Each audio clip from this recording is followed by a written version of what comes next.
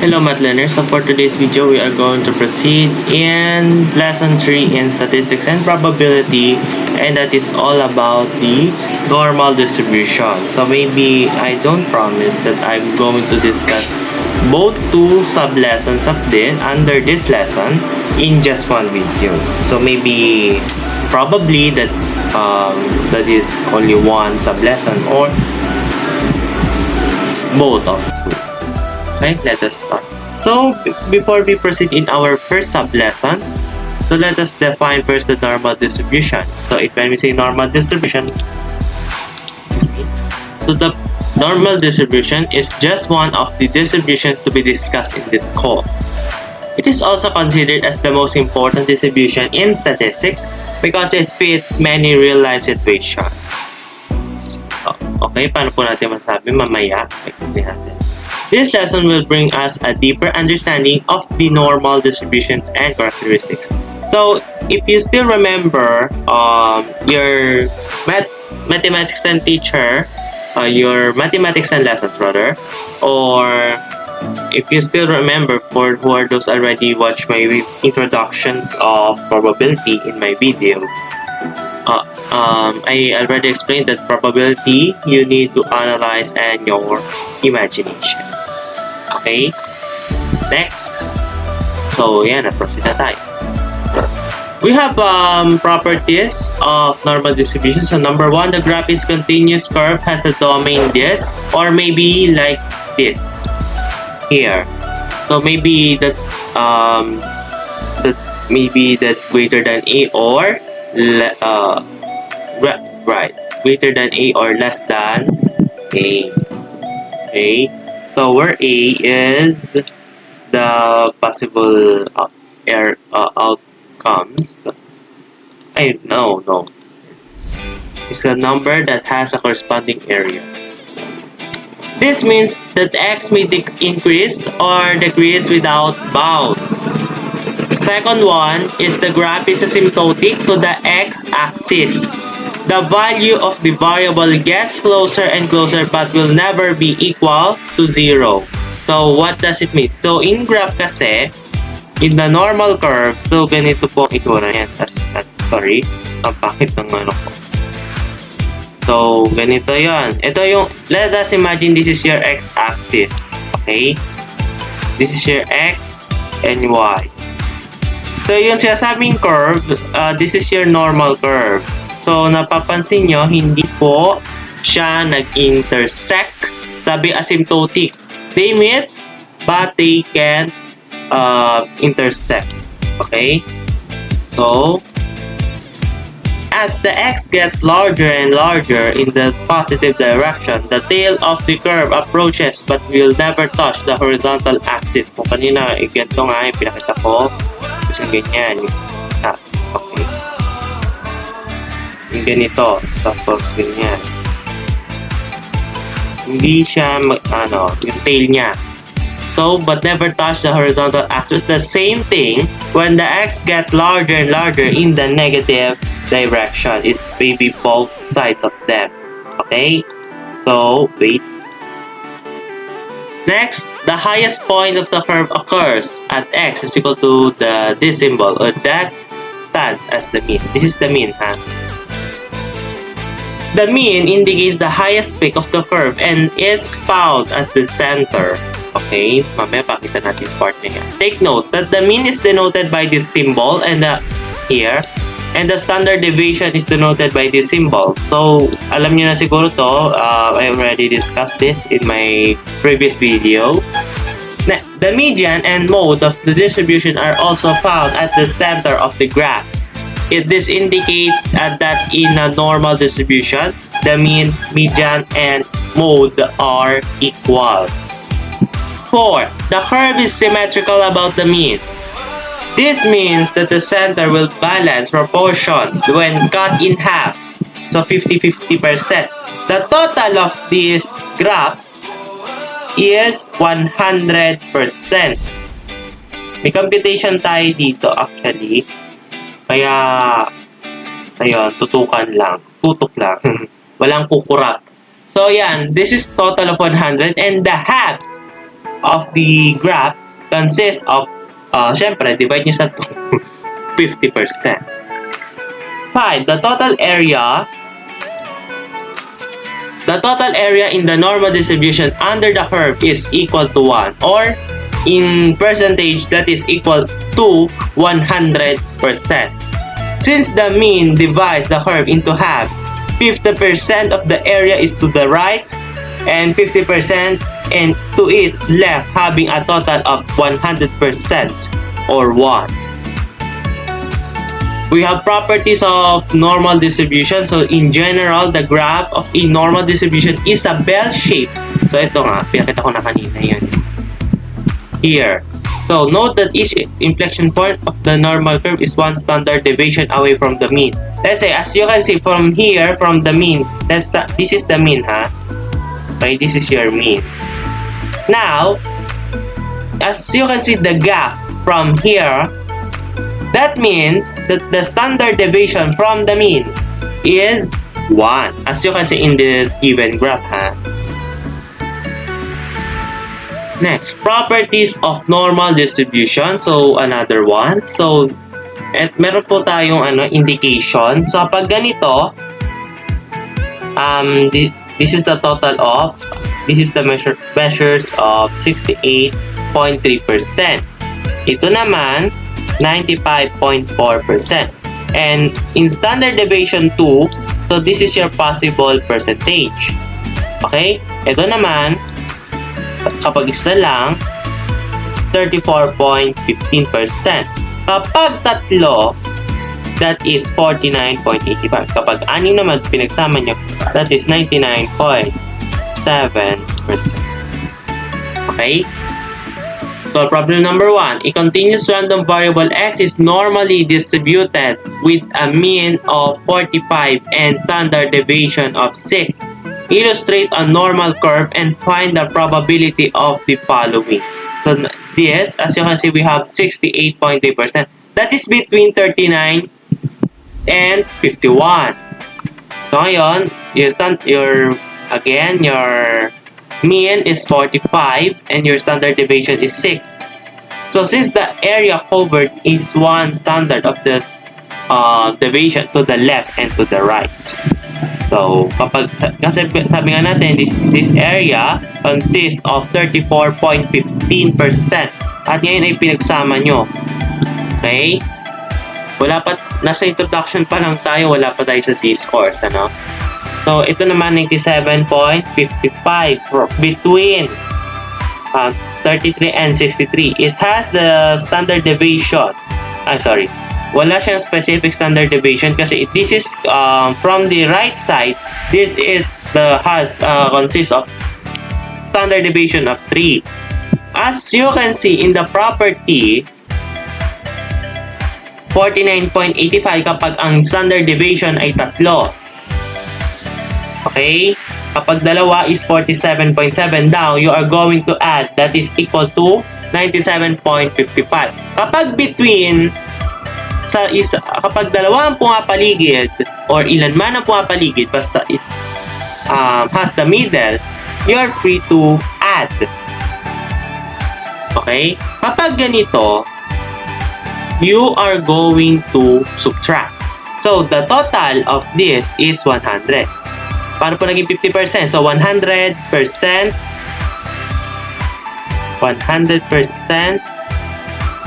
minus 50%.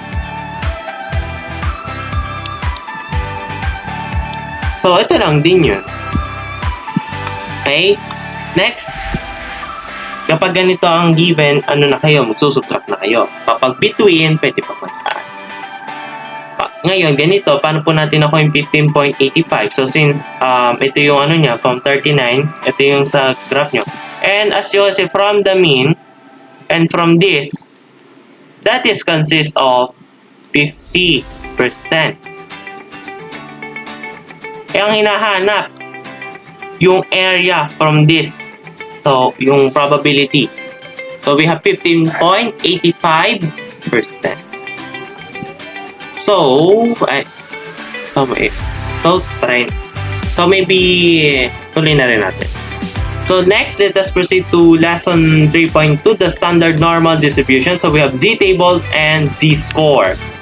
So first, as mentioned earlier, normal variable is standardized by setting the mean to 0 and standard deviation to 1. This is for the purpose of simplifying the process in approximating areas for normal curves. As shown below in the formula used to manually compute the approximate area, so this is it. If you are unable to use the table of the Z-table rather, okay? However, this formula is seldom used because a table was created to summarize the approximate areas under the standard normal curve and to further simplify the process. Kayo pa rin ang bahala kung anong gusto niyo, yung computation nito o yung sa Z-table. Ano po yung Z-table? This probability table of probabilities is known as the Z-table. Okay? Kapag walang provided Z-table, halimbawa, nasa school kayo tapos wala kayo Z-table, you may use this formula and by computing the value of approximate area, you are allowed to use your calculator. Excuse me. Yun COVID. Now, in Z-table, let us get a closer look at the Z-table, the outermost column, and the represent of value. The first 2-digit numbers are found in the leftmost column, and the last digit or hundreds place is found on the first row. Okay, so the table shown to the next slide. So, ito po yung Z-tables nyo. Actually, this has the same. Okay, magkaiba pala. Ay, tama na. So, as you can see in your Z-table, medyo parehas lang din. It's either positive or negative. Okay, this is your Z-table, ha? Medyo iba rin pala kapag negative. Pero merong iba na lesson, merong ibang naka-indicate sa textbook or sa iba. Kasi ito ay binase ko lang din from the internet and the summary of my modules. Doon ko lang siya nakuha. Credits. Okay? Yan. Depende. Depende sa given table nyo. If you are not sure by using your table, you may use again this formula. Okay, ito to, ha? If you are not sure of using your table, Z-table. So now, solve problem number 2. So dito tayo babase. So first we are going to find, okay, teka, may highlighter. So 1.85. So ngayon, from here to zeros, Z column rather. So you are going first to find first the whole number and the tens value decimal. So meron tayo 1.8. Nakita? And we have 0.5. Now, if you're going to find, so we have what? So 0.96.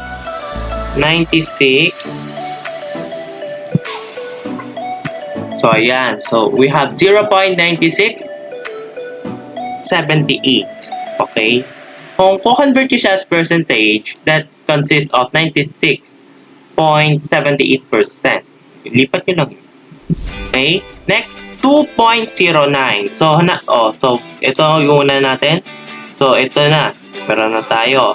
Now, asan yung 9? So ito. Sige nga, from here. Tingnan natin. Ayan. What is the answer? So we have 0.9817. 0.9817. Okay, next. 1.46. How can you get this one? So, see, 1.4. Next, we have, yun, 0.6. Ito.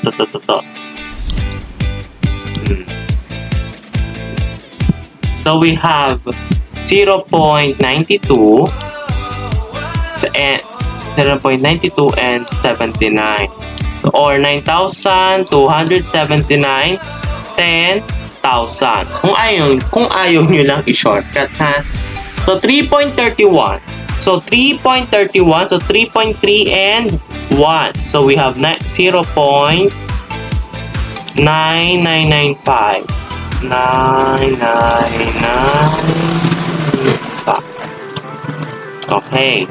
So, 3.1. So, yeah. Next. Lopat. Okay, next. So, we have 2.77. So, nasan muna? Ito, 2.7. Ito. Okay, nawala. So, 0.07. Talagang mahirap talaga to find the area na itong table. Kailangan nyo talaga ng table. Pagka may given table, pwede kayong hindi gumamit ang formula ibinigay ko, ha? Now, where's my mouse? So, now we have 0.9972. Okay, ayan. Now, next. Yun lang. Ngayon naman, negative. So, negative 3.47. So, it has 0. Okay, 0.00. Yan bang 0 yun to? 0.3. Okay, maaaring magkaiba yung binibigay sa negative and positive, ano. Next, negative 2.06. Negative 2.06. So, asan yun? So, we have 0.0197. Next. So, I already give those values kasi umahaba na. So, 0.16 in 11. Makikita nyo lang din naman sa table. Kung di nyo pa masyado nabibilisan kayo sa pagtingin ng approximate area of this, you are free to pause the video. Okay? So, next na tayo. Now that you already know how to use the ZTable to find the corresponding area for the Z-score, let us identify the regions under the normal curve that corresponds to given standard, the different standards normal values. In order to find the regions, a probability notation is used. Or maybe this, and this. Okay. Now, illustrate. Draw a normal curve, syempre, kailangan yon, and locate the Z-score and shade. Okay? Locate the corresponding area of the Z-score in the Z-table. If you are looking for a less than area, the area in the table is the answer depends on the probability notation. So, ito ay based on may pagtatansya. Depende, you may add so that's supposedly, so and maybe the area A or 1 minus area A. Ito ay depende lang naman sa example, but I didn't really recommend these values that I don't get it. That's why I indicate this kind of take note, don't forget to convert the result to percent by finding the probability. So, problem number 4. So, we have the area between negative 1.25 and 2.9. So, draw a normal curve. This is it. So, naka-indicate dito yung 2.19. Yan. So, yan. Yan po yung naka-indicate natin.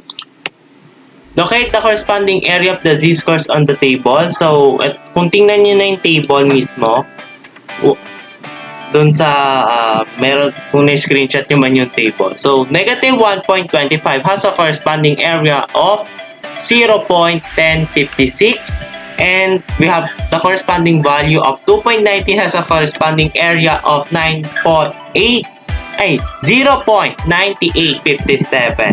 If you are looking for the area between two scores, simplify and subtract the corresponding area arrived to answer. So, we have 0.9857 minus 0.1056 is equal to 0.8801. Okay? So, and has the probability of this is 88.01%. Okay, as you can see, ganito po yung area, ano po natin. So, mas mataas kasi, masyado kasing mataas. So, you are going to subtract. Kapag ang area lang ninyo ay ganito, sa kayo magkano. Depends on the situation. Math work number 4, so problem what if. So, maybe I will discuss this following at my next video. No?